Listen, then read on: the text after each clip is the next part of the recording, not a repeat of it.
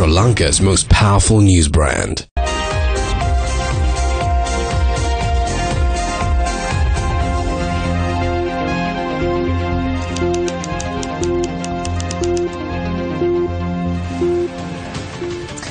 A very good evening. We're coming to you live from the Newsfirst studios here in Colombo. A very good evening. This is Primetime News. I'm Mahina Bongzo. Here's a look at your headlines for tonight.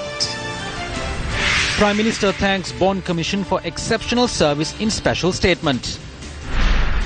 Political parties call for Parliament to reconvene for further course of action on Bond Commission report. Manoj Sirisena sworn in as Southern Provincial Council Minister.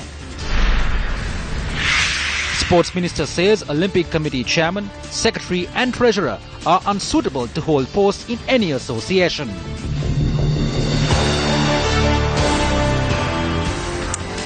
Yesterday, the nation watched eagerly as the President made a special statement regarding the report of the Presidential Commission of Inquiry. What has become of this Bond Commission report? For the latest on the reactions and also on the next step for this report, we cross over to Newsfirst Zulfiq Farzan, who has been following the Presidential Commission of Inquiry's proceedings and also on this report very closely. Zulfiq. Thank you, Mahina. As you said yesterday, the President made a special statement regarding the recommendations that were made in the report of the Presidential Commission of Inquiry into the issuance of bonds. Now, this report has been sent to the Attorney General, and the Attorney General is extensively studying this report and will revert to the President as soon as possible with what action needs to be taken on the recommendations that have been made. Now, this evening, the Prime Minister's office issued a statement regarding the report of the Presidential Commission of Inquiry. The communique thanks the Presidential Commission of Inquiry for the bond issuance for the 10 months of exceptional service and says it is the aspiration of all for the law to be enforced without any influence. It further stated the report of the Committee on Public Enterprise chaired by Sunil Handunethi was directed to the Attorney General on the 31st of October 2016 on the directive of the Prime Minister.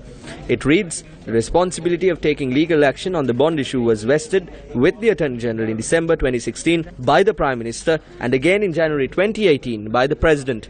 The statement from the Prime Minister's office reads, the Prime Minister hopes the Attorney General's department would take appropriate action in relation to the matter and emphasize that this process has once again established the democratic and law-abiding nature of the government of good governance. It goes on to say the government of good governance aspires to investigate the irregularities that had taken place since 2008 and take legal action as recommended by the Commission of Inquiry. Now, according to the Prime Minister's statement, the Prime Minister had sent a report to the Attorney General in December 2016, while the President sent that statement just a few days ago. But this is what the Prime Minister had to say in March 2015 after the bond issue. There is nothing to claim. The Governor of the Central Bank was involved in this. He had given the instructions in the presence of 2 other Deputy Governors. The allegation the Governor intervened in the tender process is a baseless one. On the 27th of February, I appointed a 3-member committee to inquire into the 30-year bond issue. How else am I to look at this? This cannot be referred to the Monetary Board. I need to be satisfied with this first. Well, Newsfirst made the first revelation on the Treasury bond issue on the 8th of March 2015.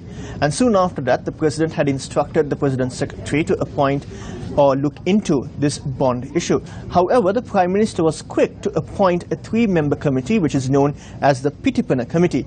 And the statement that you witnessed of the Prime Minister took place during a debate regarding the findings of this Pitipana Committee.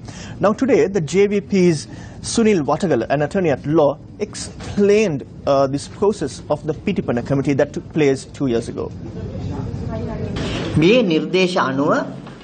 Based on the recommendations, the Attorney General can directly file indictment in relation to some of the charges. Providing false evidence comes under the Penal Code and it needs to be looked into by the Criminal Investigations Department. Leasing out the apartment is referred as a bribery and corruption, and action needs to be taken by the Commission to investigate allegations of bribery or corruption. However, the Attorney General can directly file indictments on some matters. Based on this report, the Prime Minister has not been set free completely. One key concept in the Code of Criminal Procedure is regarding the behavior of a person before and after committing a crime. Following the bond issue, the Prime Minister appointed the Pitipana Committee. The members of that committee only know matters about James Bond. The people who were appointed were those who had no understanding about the bond issue. We believe the entire Pitipana Committee report was an attempt to conceal this crime. After this was exposed, how did one behave? They included a person who was not remotely involved in court proceedings. He was used to publish a book as well. This is the behavior after the incident. The Attorney General must look at this evidence. No matter what the Commission of Inquiry report says, you have the capability of seeking a clarification of the actions of the mastermind of this operation by directing the Criminal Investigations Department and the Commission to investigate allegations of bribery or corruption. Now, we are not talking about one particular political party, we are talking in general. Now, allegations were made against Aujana Mahendra, Aujin Aloysius, the primary dealer institution in question, and even ministers like Kabir Hashim and Malik Samarawikrama. Telephone conversations between certain persons and purchasers that were made during the period under investigation were exposed at the Presidential Commission of Inquiry.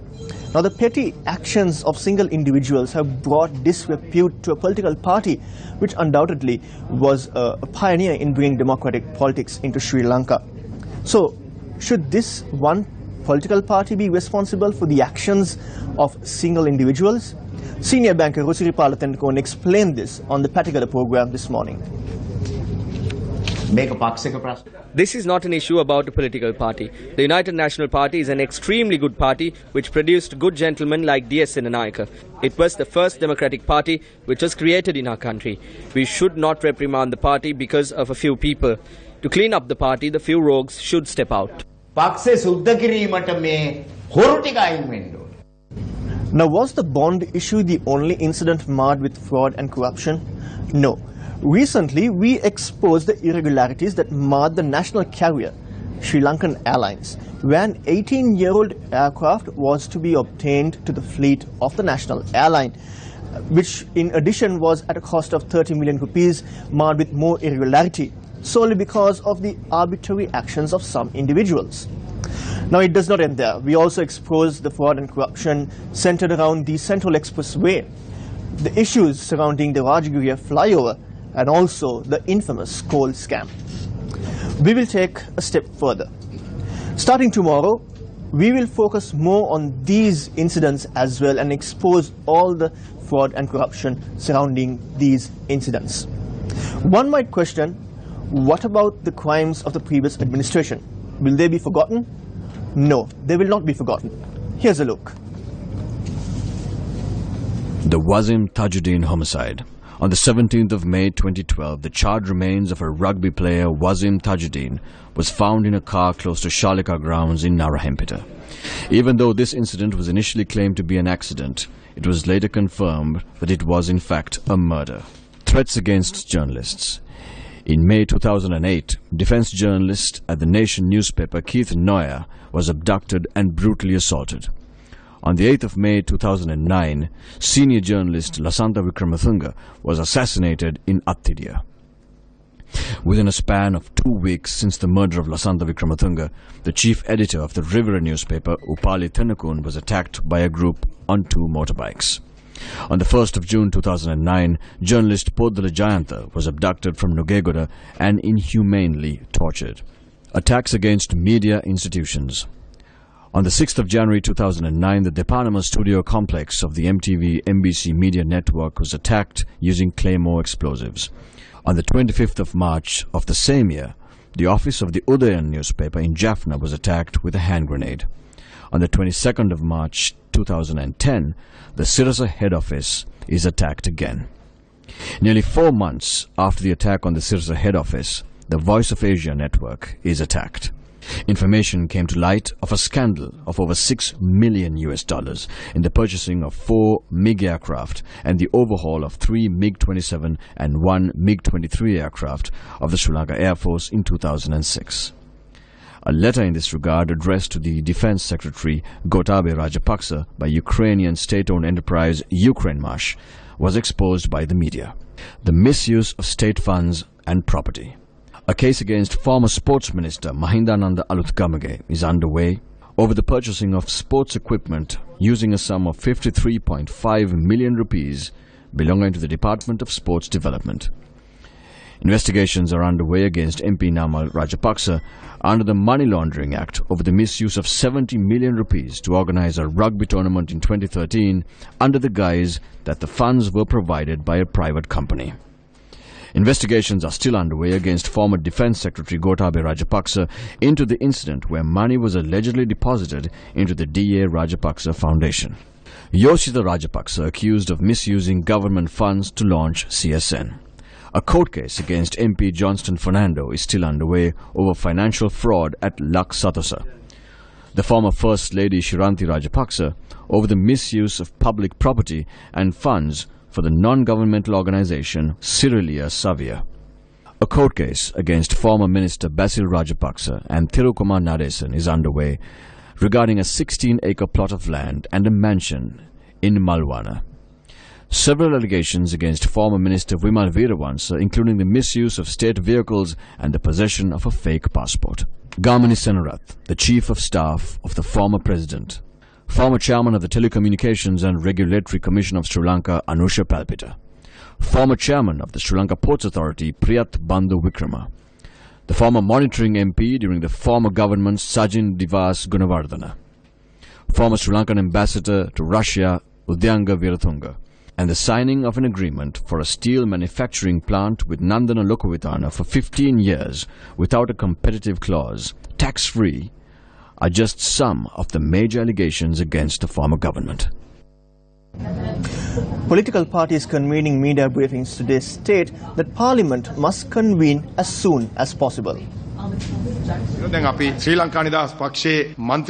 A number of MPs and Deputy Ministers of the Sri Lanka Freedom Party spoke to us saying they want to convene Parliament. So as the Sri Lanka Freedom Party, we will propose for a parliamentary session to hold a debate on this matter. Some have stooped to the lowest point to link this to the local government elections.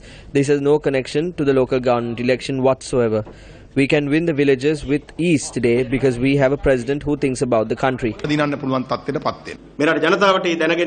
Assure the rights of the people of this country to know about this matter as quickly as possible.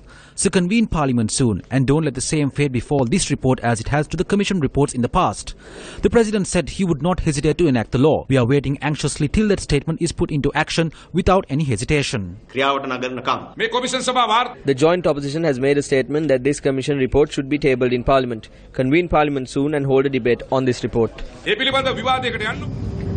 Now yesterday, Minister Lakshman Kiriyalla said they opposed fraud and corruption. Let's have a listen to what the minister had to say today.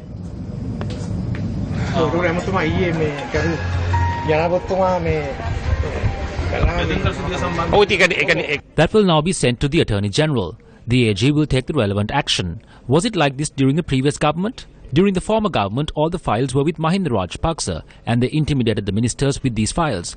They did not take any legal action in this manner. We are doing that. We are a government of good governance. The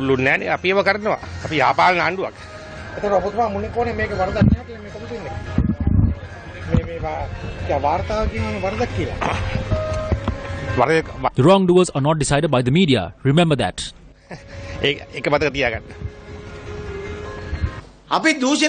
Lakshman Kiriyalla is saying we are against corruption. I was amused. If commissions are appointed into the two ministries under Lakshman Kiriyalla, he will be jailed in 2 months. That is the extent of the corruption. There has never been a situation in the country where the President has come before the country and spoken about a commission report a day after he received it. In addition to presenting this before the public, the President has also presented this to the Auditor General and the Attorney General. Let's now have a listen to some of the mixed views expressed on the political stage regarding the report of the Presidential Commission of Inquiry. The accused have been exposed and the guilty have been found out, not once but twice. It was proven through my report via COPE, and now the Presidential Commission has confirmed these findings with more depth, detail and calculation. All would have been lost if there was a disparity. What should be done now? Both reports are good now. It is time to implement the law. It is pointless to close the stable door after the horse has bolted. Their passports must be impounded immediately. Their bank accounts must be frozen. The 11 billion in state assets that have been lost needs to be recovered by seizing their property. It is the money of the people of this country. The law is equal to all. If an innocent man from the village defrauded the government of 1,000 rupees, what would happen? He would be arrested, beaten up, imprisoned, remanded, and only then would they hear evidence. They would only record his statement from within the cell.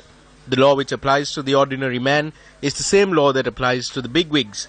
There are no two law books. As MPs and ministers representing the United National Party, we will stand straight at that point. The Presidential Commission has submitted its findings. Whether it was done targeting the UNP or not, a crime has been committed, and they must face the consequences and receive punishment. No matter what happens, the wrongdoers will have to face it.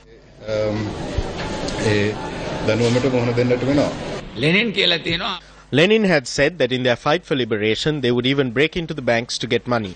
The ethics facing those who come into politics is, what are you working for? If it is a correct thing that is important to humanity, then it is possible to grant forgiveness if a mistake is made along the way. That has been the ethical law throughout history. I do not know why Ranil Wickremesinghe is stealing. If he has stolen, he has a duty to tell the country why.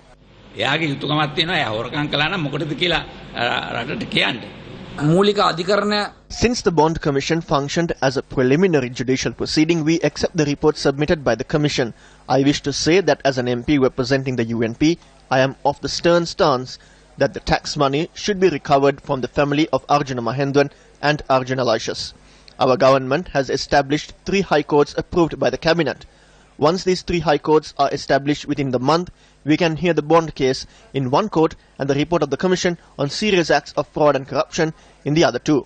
Only then will it be proven that we have elected an impartial president.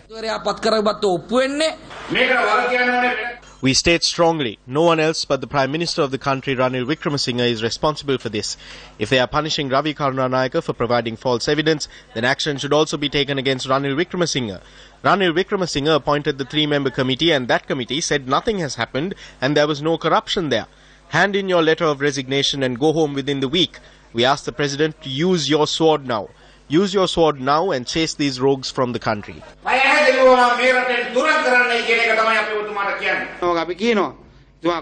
We say that instead of taking up the case and waving the scabbard around, he should draw the sword out of the scabbard and strike the person responsible. At that point, we will stand fearless. We are not saying that if people from our group have stolen, it should be covered up. What we need to do here is to correct where we went wrong. Through the common candidate, we work to implement the promises of good governance and the good governance program. Now, through this common candidate, we are seeing a dictatorial program, a program to rescue the Sri Lanka Freedom Party. We did not see what was within what he said. We say fearlessly that we will shake good governance and bring together the collective of groups which work to establish good governance to send President Maithripala Sirisena home. We are in a consensus government. Do not turn this report into a political platform. The President did not appoint this commission to point fingers at any individual or any party. Let us talk about it. We must not move away from the key program. The President made a statement today regarding the bond report. The President has also received reports of 34 frauds committed through the bond scam. For the first time in Sri Lanka, there is a trend that punishment must be meted out for such incidents. I see this situation a victory for the government. No matter who the wrongdoers are, they must be punished. We are vigilant on this. We are aware there are people connected with several crimes on the electoral list. That is why we are contesting the election alone. On a very special edition of Newsline this morning, the report of the Bond Commission was discussed. Let's have a listen to the excerpts from the program. Instead of taking action, the government was trying to sweep it under the carpet. And as a result, the people who were involved in the original bond scam, they got bolder and they changed their modus operandi also. Because the ones that they had practiced in the subsequent bond scams were completely different from what they had done in the first one. The game was played with institutions mainly coming under the Prime Minister being made the victims, the ETF and the EPF, both which were not the subjects of the Ministry of Finance at any time, were in this reshuffle, and the new government were brought into the control or the purview of the Prime Minister. And this Provident Fund affair and the ETF, which was never under the Ministry of Finance, was brought under the Prime Minister. As when he took the central bank, the EPF came to him. By special distribution of functions, he also took the ETF. Here's a look at today's illustrated news, courtesy of Asankala Duehetti.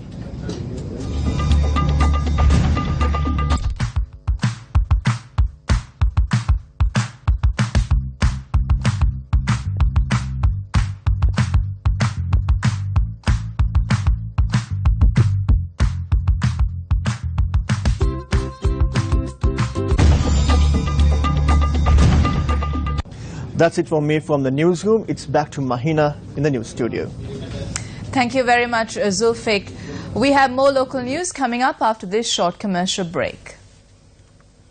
TV1 News First, main sponsor. Luxury reaches new heights. A venture by Access Engineering PLC.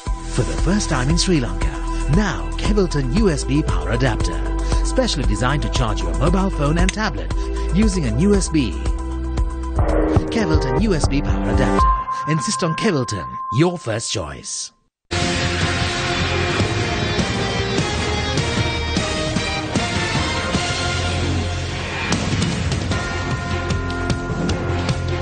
Welcome back to the news. Manoj Sirisena took oath before President Maithripala Sirisena today as Southern Provincial Council Minister. Manoj Sirisena was sworn in as Southern Provincial Council Minister of Sports and Youth Affairs, Culture and Arts, Social Welfare, Probationary Care and Child Protection, Women's Affairs, Housing and Construction, and Manpower and Employment. He was sworn in at the Presidential Secretariat at a ceremony which was also attended by Governor of the Southern Province Hemukumara Nanayakara and Chief Minister Shan Vijayalal de Silva. Several incidents of election law violations were reported from across the island today as the local government election race gathers momentum. 3 UNP supporters have been arrested and placed in remand custody over allegedly threatening a female candidate from the Sri Lanka Podujana Peramuna for the Nawalapitiya Pradesh Sabha. The police say the incident occurred when a UNP candidate held a rally outside the office of the opposing female candidate in the Gaha Ihala Koralaya ward in Nawalapitiya. 2 supporters of a Podujana Peramuna candidate for the Berula Pradesh Sabha were taken into custody early this morning while putting up campaign posters. Our correspondent noted that the police have also seized 200 posters and a small lorry that was being used by the suspects. An unidentified group of persons had attacked the campaign office of a Podujana Peramuna candidate in Pahajava Tangol today. The attack had taken place around 1 a.m. today and a bus park in the vicinity had also been damaged.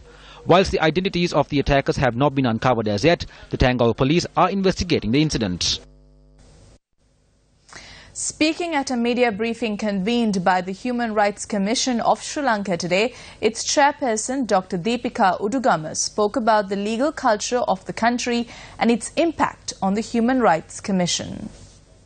We are a toothless tiger because our government officials do not follow the law. So that is an indictment not on the institution, I must say. That's an indictment on the legal culture of this country. Yeah, so we've discussed it mainly because, we can't wait until the legal culture of this country changes. So we've discussed methods. I think the position of the Human Rights Commission is that, the law should apply to everybody equally. The chairperson also spoke about the projects carried out by the government and the compensation paid to those affected by these projects. As the people say, they were not consulted on these projects. So their livelihoods are gone, their way of life has changed. Water, which is an essential item of life, for health, good life, that's gone for them. And also it has affected the food production of this country and the food security of this country.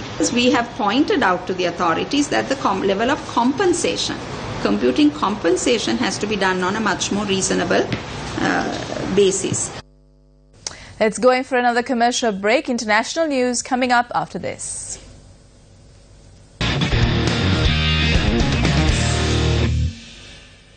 Sports Minister Dayasiri Jayasekara says the current President, Secretary and Treasurer of the National Olympic Committee are unqualified to hold positions in any sports body under the Sports Act. The minister made the following statement at a media briefing convened today to inform the media on progress and future steps to promote sports in the country. Olympic සංගමය අවුරුදු 5කින් ඔවුන්ගේ විගණන. The Olympic Committee has not submitted their audit reports for 5 years. Their final accounts have also not been submitted to the association. As per the Sports Act of 1973, the Olympic Committee must submit their audit reports to the Auditor General annually. It is my belief that such individuals should have no part in sports. The sports regulations state clearly that those who have not submitted their audit reports cannot hold positions in any sports association. The Olympic Committee is also a sports association. I am hoping to take stern action on this.